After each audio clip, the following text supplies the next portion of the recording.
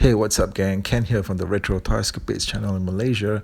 I hope that everyone's doing good out there and staying safe. Hey, so last week on the channel, I debuted the video review for the new MOTU Origins Deluxe Mosquito figure.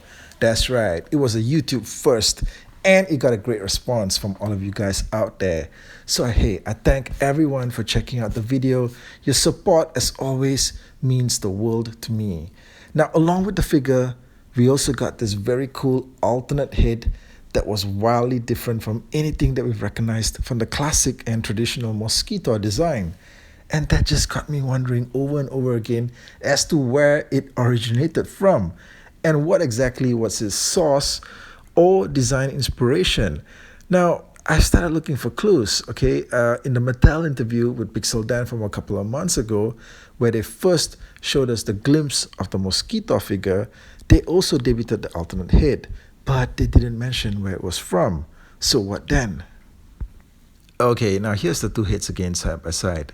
As you can see, one is the classic head design that we've come to know and love, the robotic-looking, almost cyborg-like hybrid between machine and mosquito, like it was put together by Skynet to exterminate the human race in the Terminator.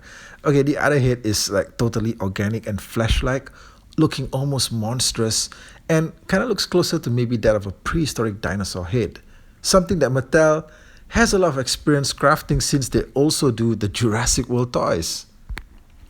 Now, I did get a lot of interesting theories from you guys that this head is in fact the unmasked head.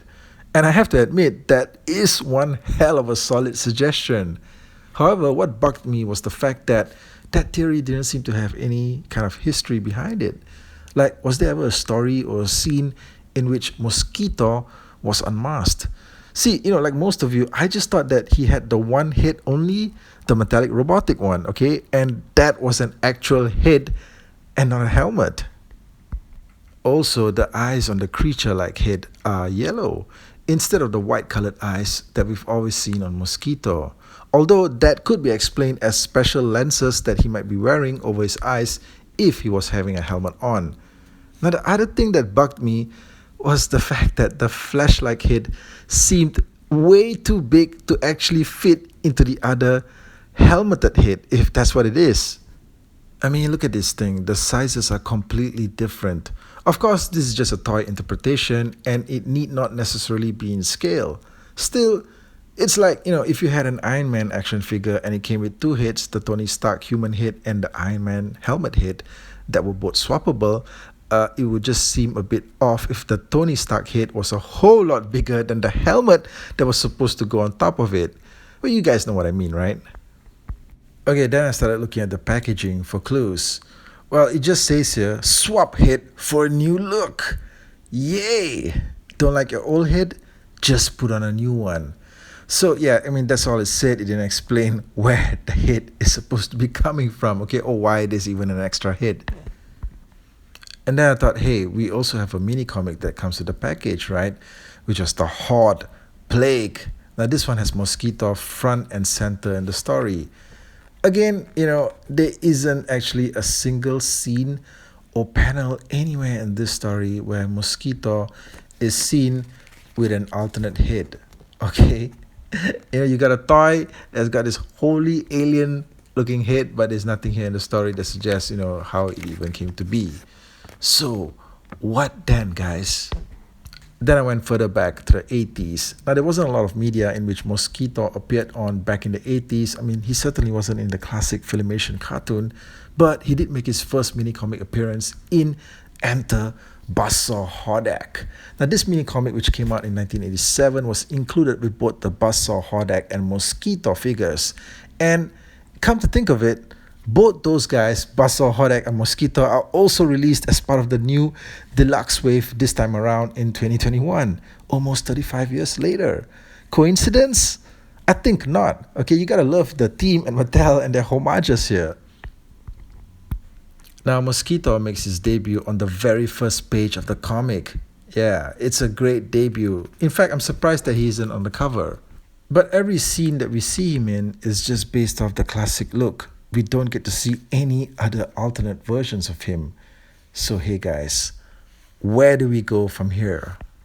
Okay, I want to thank user Sunset1379 who follows the channel and who provided the suggestion that the design for Mosquito's alternate head came from his classic appearance in the old Masters of the Universe comic book from Marvel and Star Comics. Sunset1379, this video is dedicated to you. Now, Marvel and Star Comics did a great run of Masters of the Universe comic books back in the 80s. These books were very well produced, had solid artwork, and although it only had a 13-issue run, you'd be surprised just how hard and expensive it can be to track down a complete collection. Now, I do have a couple of issues in my collection, but not every single issue, and I especially do not have issue number 8, where Mosquito first makes his debut. And looking at the version of Mosquito as depicted in this comic and on the cover here especially, it is most certainly the closest comparison to the creature-like alternate head that we are now getting with the Deluxe Mosquito action figure set. For one thing, this particular creature head doesn't have any of the robotic or cybernetic parts on the head. It just looks like a giant alien-like mosquito head. Now, of course, the eyes aren't yellow, but perhaps they had to make some changes for copyright reasons, since this specific version, I would assume, had rights that are still tied into Marvel. Now, why would Mosquito have a head design here that's different from his original action figure design? Well, I don't know, either the artist Ron Wilson was working off some early design blueprints, or this was just his unique take on the character. Either way, I'd say that this version at least gives us the closest possible explanation for the existence of the alternate head design. Now, what do you guys think? Well, that's the video, guys. Anyway, I just want to remind everyone that nothing I've said in this video is confirmed as actual fact.